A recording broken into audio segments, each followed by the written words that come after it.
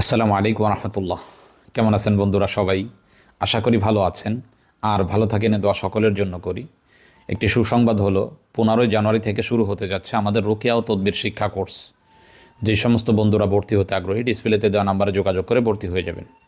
আরেকটি কথা হলো, যে সমস্ত বন্ধুরা আমাদের ইন্ডিয়া থেকে আমাদের কোর্সে অংশগ্রহণ করতে চাচ্ছেন, কিন্তু কিভাবে ভর্তি হতে হবে, কিভাবে ভর্তি ফি পাঠাবেন এটা জানতেছেন না, এদের জন্য সুসংবাদ হলো, এই যে ডিসপ্লেতে যে একটা নাম্বার দেখতে পাচ্ছেন, এটা হলো আমাদের ইন্ডিয়ার এক মহব্বতকারী ভাই, নাম হলো বশিরুল ইসলাম।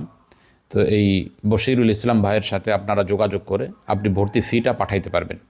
আপনি ভর্তি ফিটা বশিরুল ইসলাম ভাইয়ের সাথে যোগাযোগ করে পাঠিয়ে দিয়ে আমার যেই নাম্বার আছে এই নাম্বারে হোয়াটসঅ্যাপ আছে, আপনার নাম, ঠিকানা, মোবাইল নাম্বার লিখে দিলে আমরা আপনার নাম, ঠিকানা ভর্তি তালিকায় লিখে রাখবো।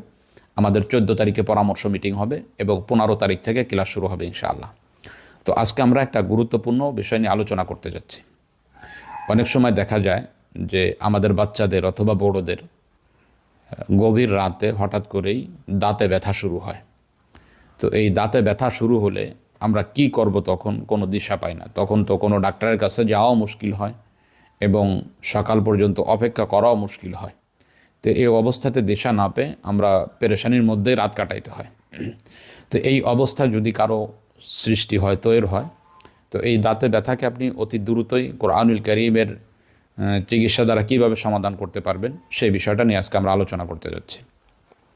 তো এইরূপ যদি কারো দাঁতে ব্যথা হয়, তাহলে সূরা মুলুকের 23 নম্বর আয়াত, কুল হুয়াল্লাযী আনশাআকুম ওয়া জাআলা লাকুমুস সামআ ওয়াল আবসারা ওয়াল আফইদা কলিলাম মা তাশকুরুন, এই যে আয়াতটি, এই আয়াতটি ধরেন এই জায়গার দাঁতে যদি ব্যথা হয়, তো আপনি হাতের ইশারা এই আয়াতটা এই জায়গাতে লিখে দিতে হবে। হাতের মাধ্যমে, আঙ্গুলের মাধ্যমে আপনি এই জায়গাতে লিখে দেবেন। এপাশে হলে আপনি এপাশে লিখে দিবেন। মোট কথা, যেই দাঁতে ব্যথা করতেছে সেই সোজা আপনি হাতের মাধ্যমে এই আয়াতটা লিখে দিবেন।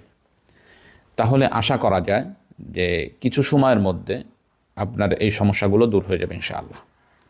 এই আলোচনাটা তিব্বে নববীতে রয়েছে, আপনারা ওখান থেকেও দেখে নিতে পারেন। এটা ব্যবহার করলে আশা করা যায় আপনার দাঁতের যেই সমস্যাগুলো হচ্ছে সেই সমস্যাগুলো চলে যাবে ইনশাআল্লাহ। আর যারা স্বাভাবিক অবস্থায় এই চিকিৎসার পাশাপাশি ঘরোয়া চিকিৎসার মাধ্যমে আপনি চিকিৎসা করতে চান, তো আপনার জন্য করণীয় হলো কালো জিরার মাধ্যমে এই সমস্যাগুলো দূর করতে পারেন। যেমন আপনি কিছু পানির মধ্যে কিছু কালো জিরা দিবেন, দেওয়ার পরে এটা জাল দিয়ে সেদ্ধ করবেন। কালো জিরা যেন ফুটে যায়, এই অর্থাৎ কালো জিরার রসটা যেন এই পানির সাথে মিশে যায়, এই পরিমাণে সিদ্ধ করবেন। সিদ্ধ করার পরে ওই পানি দিয়ে আপনি কুলি করবেন, গালের মধ্যে দিয়ে গড়গড়ি করে আপনি এই পানিটা ফেলে দেবেন। এভাবে করলে আপনার দাঁতের ব্যথা হোক, দাঁতের যে কোনো সমস্যা হোক, অথবা গলা ফুলে যাওয়া হোক, অথবা টনসিল হোক, এগুলোর ক্ষেত্রে এটা একটা উপকারী পন্থা। এই পন্থার মাধ্যমে আপনার সমস্যাগুলো দূর হবে। এবং পাশাপাশি আপনি যদি পানিতে 1 চামচ কালো জিরা দিয়ে, গরম পানিতে 1 চামচ কালো জিরা দিয়ে এটাকে আপনি খেয়ে ফেলেন, তাহলে আপনার জন্য আরও উপকারী হবে। এবং পাশাপাশি দাঁতের ব্যথা, টনসিল ফোলার জন্য এই 2টা পন্থা অবলম্বনের পাশাপাশি আপনি যদি কালো জিরার তেল আপনার সমস্যা স্থানে ব্যবহার করেন, তাহলে অতি দ্রুত সমস্যাগুলো দূর হবে। এই যে আলোচনাটা করা হলো, এটা মোজেজাতুশ শেফা, আমার লিখিত বই মোজেজাতুশ শেফা কিতাবের 14 নম্বর পৃষ্ঠার মধ্যে রয়েছে, ওখান থেকেও আপনারা দেখে নিতে পারেন।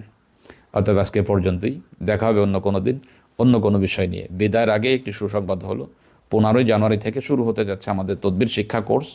যে সমস্ত বন্ধুরা ভর্তি হতে আগ্রহী, অতি দ্রুতই আপনার নাম, ঠিকানা দিয়ে ভর্তি হয়ে যাবেন ইনশাআল্লাহ। আসসালামু আলাইকুম ওয়া রাহমাতুল্লাহ।